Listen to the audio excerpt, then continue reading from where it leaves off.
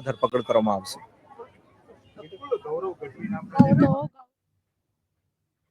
તો ખૂબ જ મોટા અને મહત્વપૂર્ણ સમાચાર અમદાવાદથી। અમદાવાદના સાબરમતી વિસ્તારમાં પાર્સલમાં બ્લાસ્ટ થયો છે। તો પાર્સલ લાવનાર કોણ હતું તે તમામ બાબતો અંગે તપાસ કરવામાં આવી રહી છે। ધરપકડ કરવામાં આવી છે અને બીજા જે છે એના નામ મળી ગયા છે। પોલીસ દ્વારા ટૂંક સમયમાં એની ધરપકડ કરવામાં આવશે। તપાસ કેવી રીતે ચાલી રહી છે?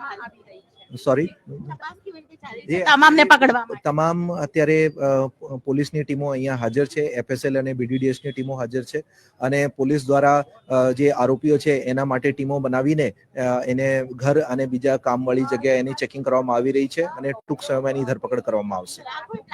તૈયાર કેવી રીતે કરવામાં અત્યારે એ જે મોકલનાર છે જેને ડિલિવર કર્યા છે એને પૂછપરછ કરવામાં આવી રહ્યા છે। બીજા જે આરોપીઓ છે એને અત્યારે પૂછપરછ કરવામાં આવશે અને કેવી રીતે એને બનાવ્યું છે એ પોલીસની પૂછપરછમાં જાણ મળશે।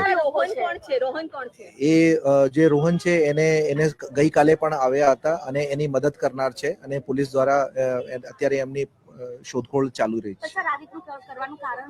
અત્યારે એ પ્રાથમિક પૂછપરછમાં એને આંતરિક ડિસ્પ્યુટ છે એ હાલમાં આવી રહ્યા છે અને એ ડિસ્પ્યુટના કારણે આવી અગાઉ પણ જે ભોગ બનનાર છે બલદેવભાઈ એને ધમકી મળેલ હતી અને એ ડિસ્પ્યુટના કારણે આ બનાવ બન્યો છે। એ પ્રાથમિક રીતે આવી રહ્યા છે। બળદેવભાઈ શું કરે છે અને શું પ્રોબ્લેમ ચાલી રહી છે? જે અત્યારે એના પારિવારિક ડિસ્પ્યુટ છે અને એ કારકુનની નોકરી કરે છે અને વધારે જે આરોપીઓની પૂછપરછથી જાણવા મળશે એ કેવી રીતે આ બનાવ બન્યો છે। કેટલા સમયથી આ લોકોની તકરાર અદાવત ચાલી રહી છે? અત્યારે એને કેટલાક મહિના પહેલા એને આવી રીતનું ધમકી મળેલ હતી અને કેટલાક સમયથી એ ચાલુ છે।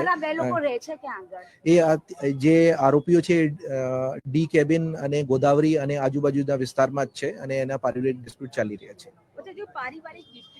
જેની ધરપકડ કરવામાં આવી છે અંગત અદાવતના કારણે આખી ઘટના બની છે। જે ઘર છે ઘરને આ બતાવી દઉં, સાબરમતી વિસ્તારમાં આવેલું આ ઘર કે જ્યાં અચાનક જ જે પાર્સલ આવ્યું અને બ્લાસ્ટ થયો। આ મામલાની અંદર કોણ કોણ સામેલ છે તે સમગ્ર વિગત સામે આવશે। હાલ પોલીસ તપાસ છે ઘટના સ્થળ પર ચાલી રહી છે અને સૌથી મહત્વની વાત એ છે કે આ ઘટનાને લઈને હવે કેટલા લોકો આ ઘટનામાં સામેલ છે તે પણ આગામી સમયમાં તપાસ કરવામાં આવશે।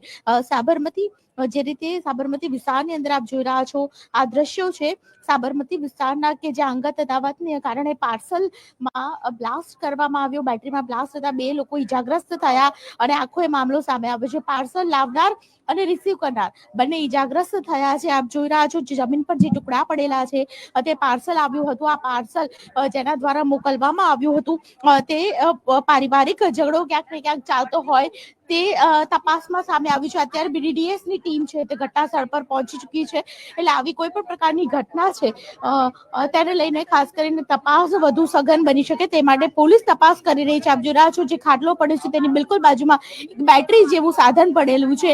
આ બેટરી છે તેમાં બ્લાસ્ટ થયો અને અચાનક જ 2 લોકો છે ઈજાગ્રસ્ત થઈ ગયા। આસપાસ લોકો એકત્ર થઈ ગયા।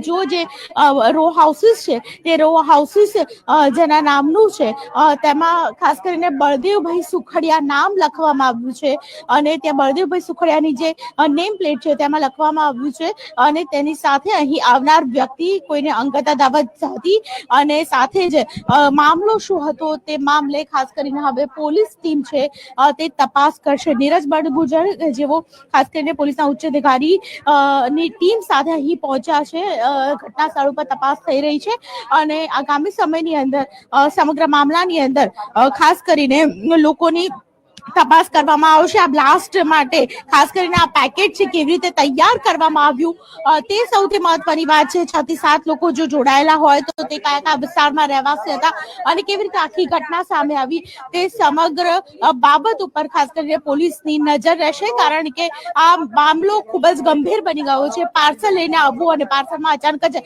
બ્લાસ્ટ થવો અને ત્યારબાદ 2 લોકો ઈજાગ્રસ્ત થયા હોવાના સમાચાર હાલ મળી રહ્યા છે। બિલકુલ નિલેશ સોસા સાથે દીપિકા કુમાર, ન્યૂઝ 18 ગુજરાતી, અમદાવાદ। તો જે પ્રકારથી પાર્સલ લાવનાર રિસીવ કરનાર બંને ઘાયલ હતા પરંતુ મહત્વની વાત એ છે કે અંગત અદાવતમાં આ સમગ્ર ઘટનાને અંજામ આપવામાં આવ્યો છે। હું સવારે જોબ ઉપર હતો, હું અને મારા વાઈફ, અને મમ્મીનો ફોન આવ્યો